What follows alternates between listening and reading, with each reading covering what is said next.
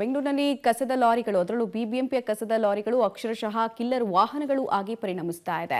ಕಸದ ಲಾರಿಯ ಆರ್ಭಟಕ್ಕೆ ಇಬ್ಬರು ಪ್ರಾಣ ತೆತ್ತಿದ್ದಾರೆ. ಕೆಆರ್ ಸರ್ಕಲ್ ಬಳಿ ನಿನ್ನೆ ರಾತ್ರಿ 8:45ರ ಸುಮಾರಿಗೆ ಈ ಘಟನೆ ಆಗಿದ್ದು, ಪ್ರಶಾಂತ್ ಹಾಗೂ ಶಿಲ್ಪಾ ಮೃತ ದುರ್ದೈವಿಗಳಾಗಿದ್ದಾರೆ. ಪ್ರಶಾಂತ್ ಮೂಲತಃ ಬೆಂಗಳೂರಿನ ಯುವಕನಾಗಿದ್ದು, ಪ್ರಶಾಂತ್ ಮತ್ತು ಯುವತಿ ಇಬ್ಬರೂ ಕೂಡ ಸ್ನೇಹಿತರಾಗಿದ್ದರು. ಒಂದೇ ಕಂಪನಿಯಲ್ಲಿ ಕೆಲಸ ಮಾಡ್ತಾ ಇದ್ದ ಇಬ್ಬರು ಮೆಜೆಸ್ಟಿಕ್ನಿಂದ ಕೆಆರ್ ಸರ್ಕಲ್ ಮಾರ್ಗವಾಗಿ ಬೈಕ್ನಲ್ಲಿ ಬರ್ತಾ ಇದ್ದಾಗ ಸಿಐಡಿ ಸರ್ಕಲ್ನಿಂದ ವೇಗವಾಗಿ ಬಂದಂತಹ ಕಸದ ಲಾರಿ ಬೈಕ್ಗೆ ಗುದ್ದಿದೆ.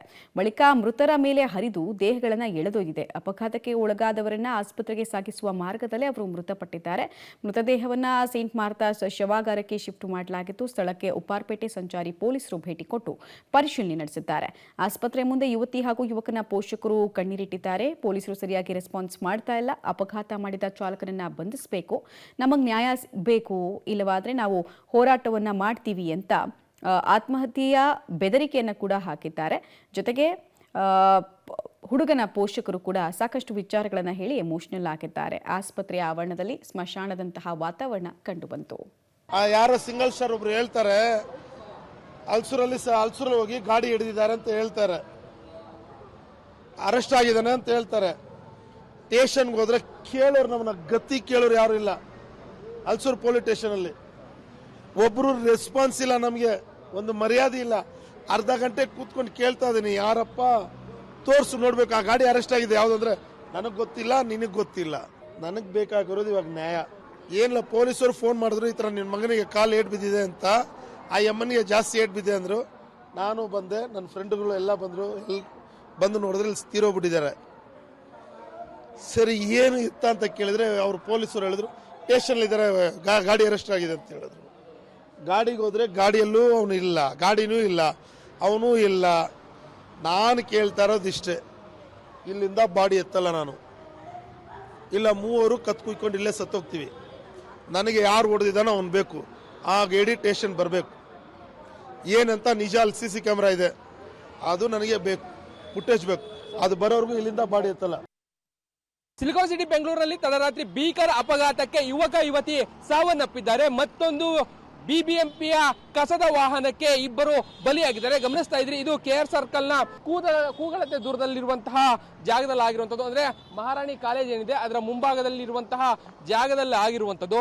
ಯುವಕ ಮತ್ತು ಯುವತಿ 25 ವರ್ಷದವರು ಒಂದೇ ಕಂಪನಿಯಲ್ಲಿ ಕೆಲಸ ಮಾಡ್ತಾ ಇದ್ರು ಅನ್ನುವಂತಹ ಒಂದಷ್ಟು ವಿಚಾರಗಳು ಸಿಗ್ತಾ ಇರುವಂತದ್ದು.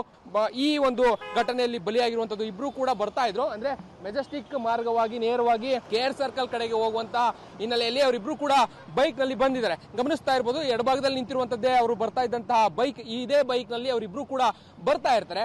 ಅದೇ ಸಂದರ್ಭದಲ್ಲಿ ಬಲಭಾಗದಿಂದ, ಅಂದ್ರೆ ಈ ಸಿಐಡಿ ಆಫೀಸ್ ಏನಿದೆ, ಸಿಐಡಿ ಆಫೀಸ್ ಇಂದ ಕೆಆರ್ ಸರ್ಕಲ್ಗೆ ಹೋಗುವಂತ ಮಾರ್ಗ, ಆ ಮಾರ್ಗವಾಗಿ ಬಂದಂತಹ ಈ ಕಸದ ವಾಹನ ಎಡಭಾಗಕ್ಕೆ ವೇಗವಾಗಿ ಬಂದಿದೆ. ಅದೇ ಸಂದರ್ಭದಲ್ಲಿ ನೇರವಾದಂತಹ ರಸ್ತೆಯಲ್ಲಿ ಬರ್ತಾ ಇದ್ದಂತವರು ಈ ಒಂದು ಬಿಬಿಎಂಪಿ ಕಸದ ಲಾರಿ ಏನಿದೆ ಇದರ ಕೆಳಭಾಗಕ್ಕೆ ಹೋಗಿ ಸಿಲುಕಿದ್ದಾರೆ. ಸಿಲುಕಿದಂತಹ ರಭಸಕ್ಕೆ ರಸ್ತೆ ತುಂಬೆಲ್ಲ ದೇಹ ಛಿದ್ರ ಆಗುವ ರೀತಿಯಲ್ಲಿ ಸುಮಾರು ದೂರ, ಒಂದು 10 ಮೀಟರ್ ಅಷ್ಟು ದೂರ ದೇಹವನ್ನ ಲಾರಿ ಮೇಲೆ ಹತ್ತು ಎಳೆದುಕೊಂಡು ಬಂದಿದೆ. ನಿಜಕ್ಕೂ ತಡರಾತ್ರಿ ಕೂಡ ಟ್ರಾಫಿಕ್ ಇರೋದಿಲ್ಲ, ವಾಹನಗಳ ಓಡಾಟ ಸಂಖ್ಯೆ ಬಹಳ ವಿರಳವಾಗಿರ್ತದೆ. ಇಂತಹ ಸಂದರ್ಭದಲ್ಲೂ ಕೂಡ ಈ ತರ ಭೀಕರ ಅಪಘಾತಕ್ಕೆ ಯುವಕ ಯುವತಿ ಬಲಿಯಾಗಿದ್ದಾರೆ ಎನ್ನುವಂಥದ್ದು ನಿಜಕ್ಕೂ ವಿಪರ್ಯಾಸ, ಜೊತೆಗೆ ಬೇಸರದ ಸಂಗತಿ. ಇಲ್ಲಿ ನಿಂತಿರುವಂತಹ ಬಿಬಿಎಂಪಿ ಕಸದ ಲಾರಿ ಏನಿದೆ, ಇದೇ ಕಸದ ಲಾರಿಗೆ ಈಗ ಅವರಿಬ್ರು ಕೂಡ ಬಲಿಯಾಗಿರುವಂತದ್ದು.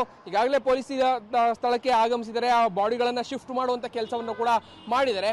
ಜೊತೆಗೆ ಇಲ್ಲಿರುವಂತಹ ಪೊಲೀಸರು ಬಂದು ಸ್ಥಳದಲ್ಲಿ ಪರಿಶೀಲನೆ ಮಾಡಿ ಅದರ ಒಂದಷ್ಟು ದಾಖಲೆಗಳನ್ನ ಬದ್ಕೊಳ್ಳೋದ್ರ ಜೊತೆಗೆ ಏನೇನಾಗಿದೆ ಅನ್ನುವಂತ ಮಾಹಿತಿಯನ್ನ ಕೂಡ ಸಂಗ್ರಹ ಮಾಡಲಿಕ್ಕೆ ಮುಂದಾಗಿದ್ದಾರೆ. ಬಹಳ ಪ್ರಮುಖವಾಗಿ ಈಗ ಶವಗಳನ್ನ ಪಕ್ಕದಲ್ಲೇ ಇರುವಂತಹ ಸೇಂಟ್ ಮಾರ್ತಾಸ್ ಆಸ್ಪತ್ರೆ ಇದೆ, ಅದಕ್ಕೆ ಶಿಫ್ಟ್ ಮಾಡುವಂತ ಕೆಲಸಗಳಾಗಿದೆ. ನಾಳೆ ಬೆಳಿಗ್ಗೆ ಅವರ ಕುಟುಂಬಸ್ಥರೇನಿದ್ದಾರೆ ಅವರಿಗೆ ಅದನ್ನ ಹ್ಯಾಂಡ್ ಓವರ್ ಮಾಡುವಂತ ಕೆಲಸವನ್ನ ಮಾಡ್ತಾರೆ.